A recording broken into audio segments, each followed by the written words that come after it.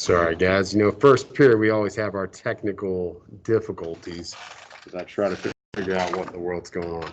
Okay, so like I said, today we're going to finish up what we started yesterday. We've got just a little bit left to do on Europe. You don't absolutely have to take notes, but there are some things that probably were not in the textbook that you would benefit from knowing. Sorry, Angel, they blocked me out. I'm glad you got back on.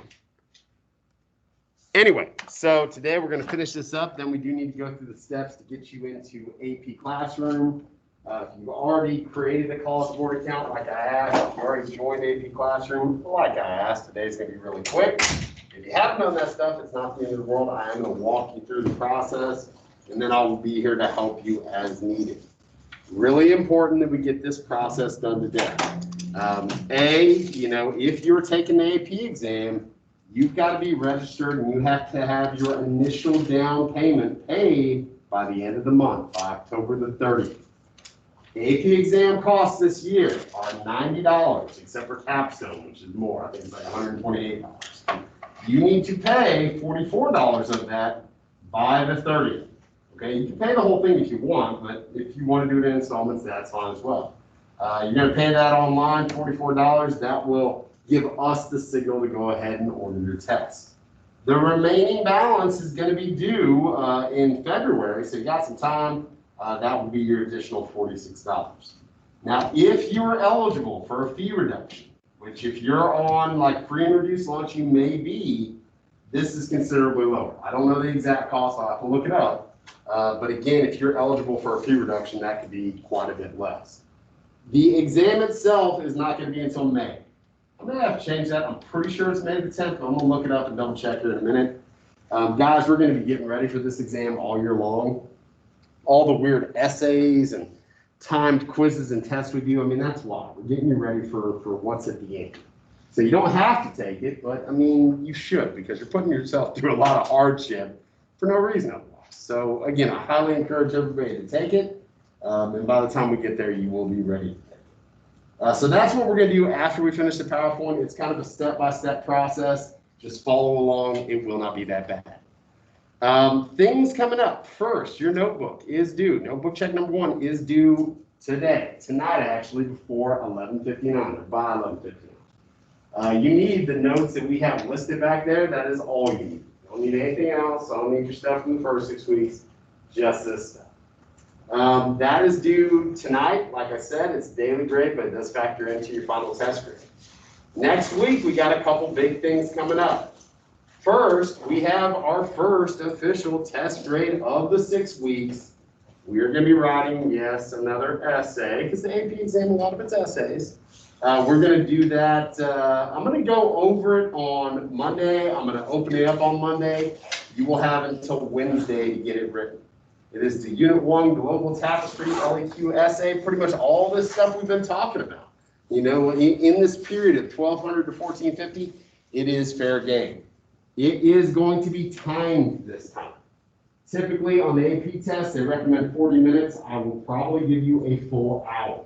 Okay, it is open notes and stuff like that. But again, don't depend on being able to look up every single thing. You need to review your notes. You need to have a decent game plan going in.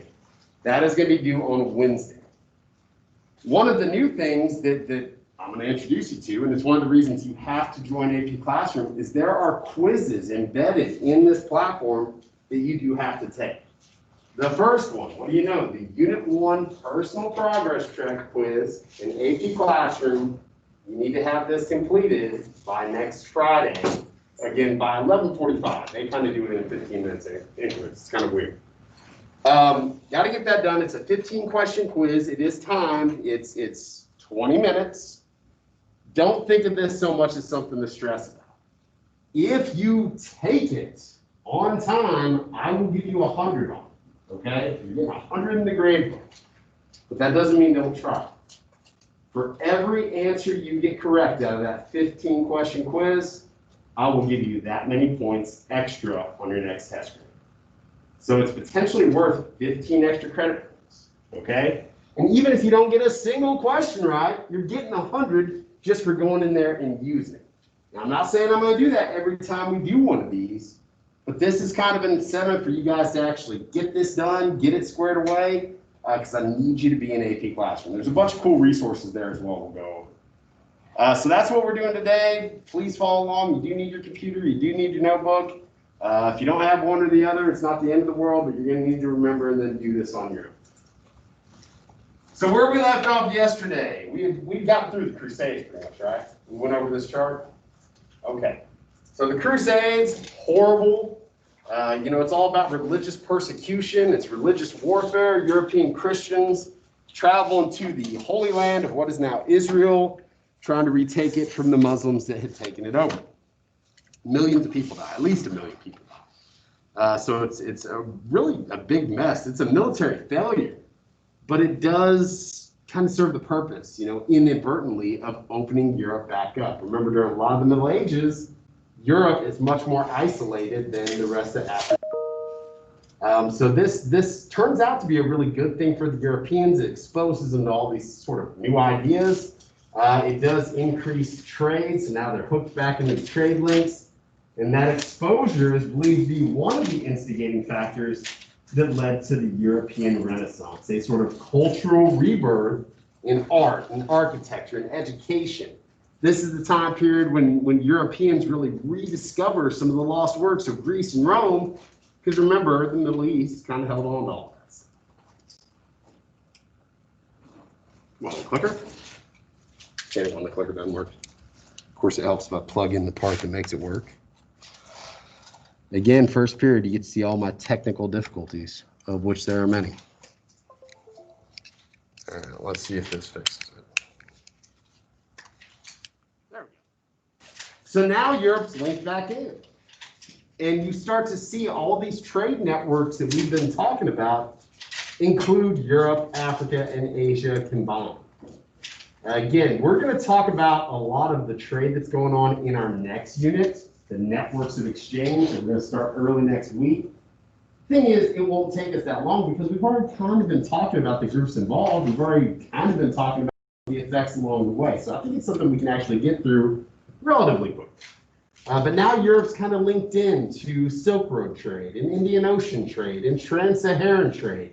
And these ideas are truly flowing and everything with it.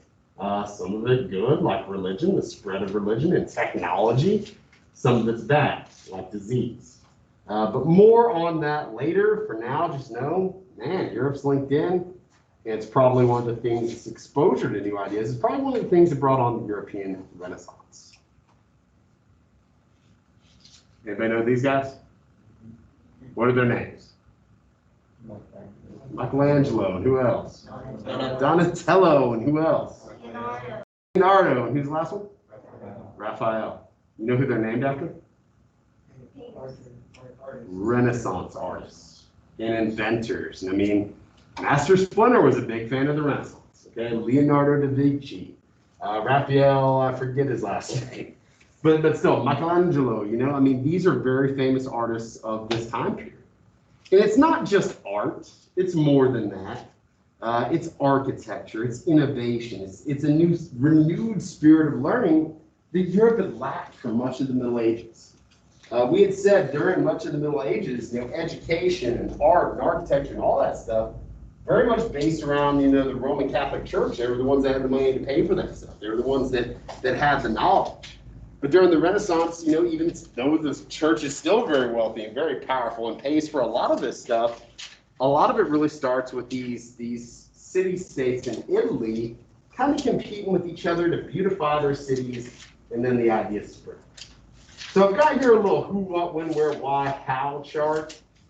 Not saying you got to write it all down, but you need to have a gist of what the Renaissance was. So who's involved? You got people like the Medicis. They're bankers, and they paid for a lot of these artists to survive. You got people like the Ninja Turtles, like Leonardo da Vinci, Michelangelo. You've got political theorists like Niccolo Machiavelli. You've got scientists like Nicholas Copernicus, Galileo Galilei, kind of discovering or proving that, the universe, our solar system anyway, doesn't revolve around the Earth. We revolve around it. We revolve around the sun. Johann Gutenberg, the printing press. Dante Alighieri, William Shakespeare. You know, these are masters of literature. Okay, so there's a lot of things going on. What is it? It's a revival of interest in classical Greek and Roman art, literature, culture, civic virtue. I mean, it's the birth of a lot of new ideas. This is the jumping off point for a lot of things, even political enlightenment later on, the scientific revolution later on, maybe even the age of exploration later on. When's it going on? Kind of hard to nail down. Most people say it starts in the 1300s, kind of starts to taper off in the 1600s. But it's one of those things at the time they didn't say, hey, the Renaissance, this is awesome. No, that's something that historians look back at and label this time period for all of the achievements that seem to be happening in this time. Where did it start? It starts in Italy. Now, Italy, during a lot of the Middle Ages, and you saw it on the maps the other day, it's not a unified country like it is today. You don't get that again until like the 1800s. It is a collection of, what do you know, independent city-states. Each with their own government, each that kind of does their own thing. The reason it happened in Italy rather than somewhere else, you got to think, we had said that Europe was largely cut off from trade, but not completely. Well, Italy's smack dab in the Mediterranean. Okay, lots of opportunities for trade on the Italian peninsula. So they had probably earlier exposure, greater exposure than a lot of the rest of Europe did to all this stuff coming in from the Middle East and Asia and Africa. And that exposure, you know, kind of enriched their knowledge. Also, because there's a lot of trade going on there, a lot of these city-states were incredibly wealthy. And when you've got wealth, you've got money to spend on cool buildings and cool statues and cool pieces of artwork. You know, you got money to sponsor education. We call those patrons of the arts. You've heard of patrons of the arts probably before. The Medici family were one of those big artistic patrons, excuse me. Why did it happen? I just kind of said this. Expansion of trade and agricultural surplus gave wealthy individuals the ability to act as patrons of the arts. And how is this important? How is it, you know, kind of significant? I would write down this term humanism. It was heavily based on this overall philosophy. Humanism looked on humans rather than God as the focus of all things and placed great emphasis on the dignity and worth and uniqueness of each person. It's not that it's atheistic, it's not. I mean, a lot of Renaissance art is very much dedicated to the Roman Catholic Church, but not all of it. And it's really a time period where you start to see secular achievements be a little bit more celebrated. You start to see kind of the beginnings in some areas of the separation of church and state. You do see kind of just this celebration of humanity and our form and all the things that we can achieve. And again, you look at the Renaissance, that's the jumping on point for what we said earlier, the age of exploration that we're going to get into in the 1400s, the Enlightenment that we'll get into in the 16 and 1700s, the scientific revolution that kind of coincides with the Enlightenment. I mean, this is the jumping off point for a lot of change. So if you, not necessarily remember every bit of it, but if you can associate those basic ideas with this time period, with the Renaissance, if anything comes up about the Renaissance, you're going to be fine. Now, to just kind of show you some stuff, I've got some pictures. The rest of this is just pictures, and it'll only take us a few minutes. We've got one very famous piece of Renaissance art right behind you, the Mona Lisa, painted by Leonardo da Vinci. But there's a lot of other stuff you probably recognize. Now, let me kind of give you a disclaimer. This is Renaissance art. You're going to see some naked people. That's just part of the deal. Humanism really celebrates the human form. It's very anatomically correct. There's nothing like vulgar, but you know, it's art, guys. It is art, so be mature. It's not a whole lot, but there's a couple times it's like, whoa, hey, I don't want to see that. Now, the one invention, though, that I do demand that you know and you understand the importance of, because it will have such an impact going forward, is the printing press. It gets invented approximately 1440 by this guy, Johann Gutenberg. Before this, you got block printing. We talked about how important that was over in East Asia. And by this point, you know, elements of that had kind of traveled at least as far as the Middle East, maybe a little bit into Europe, but still printing was not an art form that was widespread. Johann takes that basic premise and he makes a machine that does it. And it's much quicker. It's much more efficient in reproducing written work. So now all of a sudden it's easy to copy. It's relatively easy to make books. More stuff is written down. More books are produced. And because of that, more people start to learn to read and write. Again, during the Dark Ages, other than the Bible, there's not really a whole lot to read, so why learn? You know, the priest can explain what's going on. But this is a time period of intellectual curiosity. And this sparks the spread of a lot of ideas. Again, before, if you had an idea, you better go walk around and tell people about it. Now you can write about it and circulate it. And those ideas can gain steam. So one of the things that actually breaks apart the Catholic Church, we'll talk about the Roman Catholic kind of problems that they go through a little bit after this, specifically with something called the Protestant Reformation. The advent of the printing press is one of the reasons that Reformation was so successful. Definitely know the printing press, understand its value. It's like not having the internet and then having it. Okay, oh my God, there's just so many ideas that I can look up. There's so much information available. Well, obviously this is much earlier on. It's different, but the impact is the same. So we're looking at architecture. You know, these city-states, especially like places like Florence and Milan, you know, they're trying to beautify their cities. They're showing off their wealth, but they're paying a lot of artists to do it. You've got sculptors. Both of these are by Michelangelo. Again, obviously very anatomically correct, which you don't see a whole lot. I mean, that goes back to like Greek and Roman times. You didn't see that much in the Middle Ages. Again, a lot of the artwork is still inspired by religion. You've got The Last Supper by Leonardo da Vinci. You've got the School at Athens. I think this was Michelangelo. Again, they're celebrating some of the innovations of those older civilizations, of Greece and Rome. This one's by Botticelli. I think it's Primavera. Another one by Botticelli. I want to say this is The Birth of Venus, a Greek goddess. Here you have The Creation of Adam by Michelangelo. Again, you know, that whole the finger touch. You know, it's one of those images that's just kind of seared into our memories.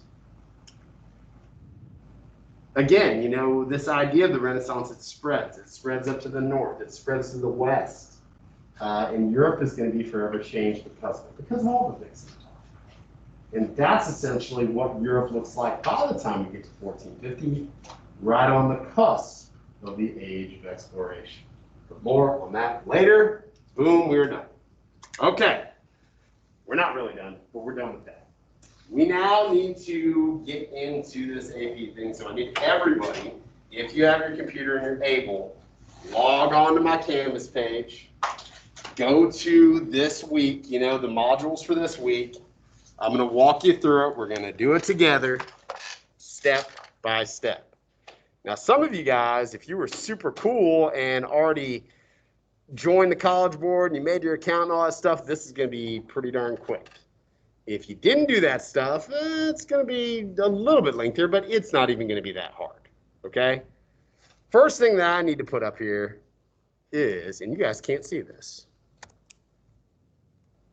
There we go. First thing that we're going to, first of the week, this is where you need to start if you don't have a College Board account. So if you've never taken an AP class, you probably don't have one. Or if you haven't joined AP Classroom yet. So creating a College Board account for the first time. Let's look at that. Go and click on it.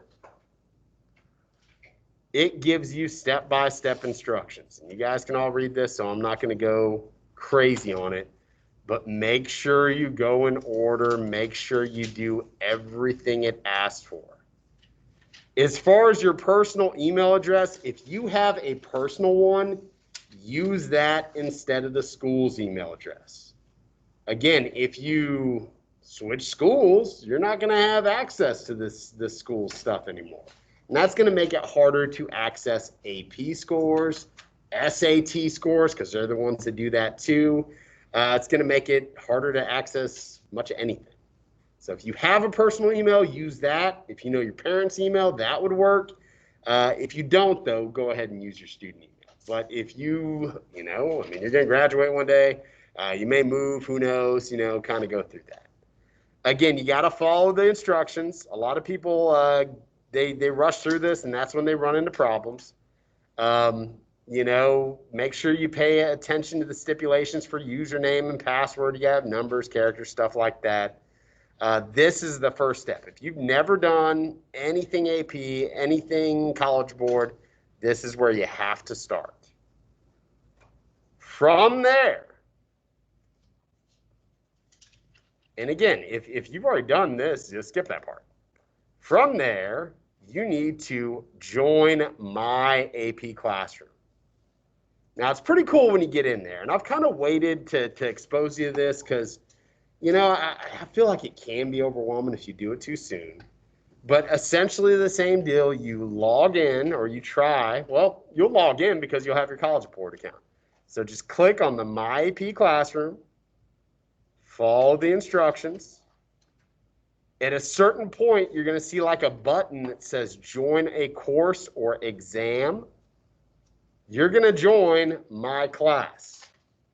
There is a specific join code that you have to enter. I'm about to put that on the screen. I'm also going to write it on the board.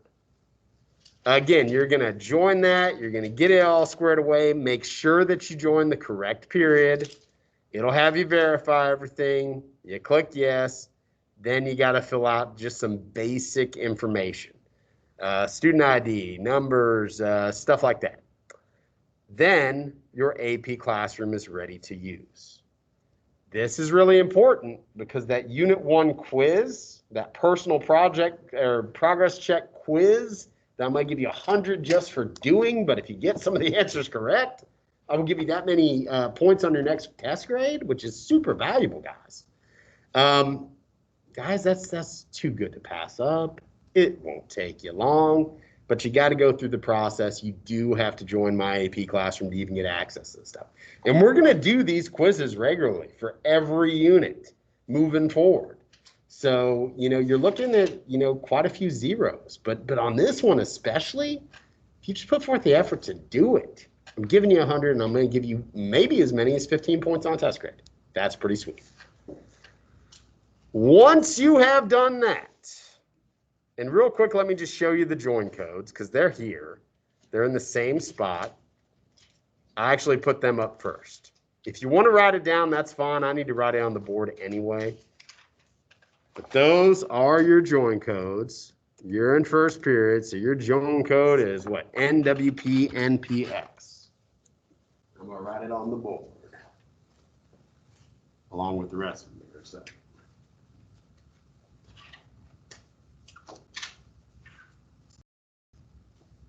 NWPNPX. That is the code you will have to use to get into My AP Classroom. And once you're in there, it's not that bad. I'll show you the quiz here in a second. It's not that bad. Yours may look a little bit different, like where you access it, but I think it should be pretty easy. And if you finish early today, go ahead and knock it out today. Again, pretty easy stuff. The last part is actually registering for the AP exam. Even if you know for a fact you're not going to take it, go ahead and register. That way, if you change your mind, you know, we got you in the system. Plus, this is another thing the College Board wants you to do. It may end up messing up your account if you're not in both systems.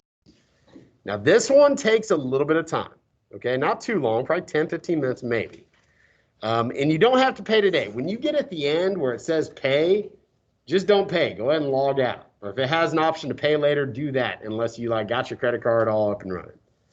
You're going to click on the Chisholm Trail link. Even before that, though, refer to this page because it gives you some information, how much the exams are, how much you have to pay when. It's got some frequently asked questions. Again, if you have problems logging on, you have problems paying, you have problems doing anything, this is where you need to go first. Then if you still have problems, if I'm in here, you can email me. But our college and career readiness specialist, Miss Cordova, she's the one that handles all the registration stuff. So I may be able to help you, but she definitely can help you. So you're going to click on total registration. Did any of you guys take an AP class last year, take an AP test last year? Okay. You probably already have a total registration account. You do if you took the AP test. You're going to try to remember. I mean, obviously, this is very straightforward. But when you get to next, well, actually, right here, you're just going to go to log in here and try your best to remember your log on. There's Mr. Brown. He is. Yes. Sure. What's your room number? 108. All right, I'll send them down. Okay, so if you already have an account, which if you took an AP test last year, you do have an account. You're going to have to go to log in here, and you're going to have to pray that you remember what your information is. If you didn't, it's not the end of the world. You're going to have to do the forget your password and stuff like that. But if you can log in, and it's not going to let me because I'm not a student or whatever, you're going to have to kind of go through the process. Now, in this, it's very important to read everything carefully. You're going to have to put in some addresses. You're going to have to probably put in the address of the school. I'll write it on the board here in a second. There's some stuff there that does take a little while to kind of go through, but take your time and go through it. There's going to be some stuff that you're like, this isn't working. It's usually something really easy that I can just point to something and say, hey, click that. But you have to tell me. That's why I want you to try to get this done in here today. So go ahead and get started on it. Again, follow the steps. Obviously, if you have not created a College Board account yet, or you haven't joined AP Classroom yet, you have to do those things first. That's why I asked you to get them done already. If all you got to do, though, is the AP exam registration, it's not that bad. And then if you just happen to finish early, if you want to knock out that quiz, I'll kind of show you what it looks like. And you are all, if you're in, you're already ready to take it. But all it is a 15-question quiz that they've already logged me out of, so that's a pain in the butt. But it's a 15-question quiz. You click on it, you answer the questions, you move through it. It is timed. It's 20 questions, or no, it's 20 minutes. It's 15 questions. But again, I'm just looking for the attempt. But if you actually, and most of this stuff, some of the questions are kind of wonky, but they're not really that. Use your notes, get the credit, get the extra credit, get the easy 100. So that is where we're at. If you need help as you're going through this, please let me know. I will do everything I can. It may get crazy enough to where you got to call the College Board. That's not unheard of, but hopefully, especially if you already have an account and can't remember it, we can find some way to figure it out. So get to work, and if you have questions, like I said, raise your hand, let me know.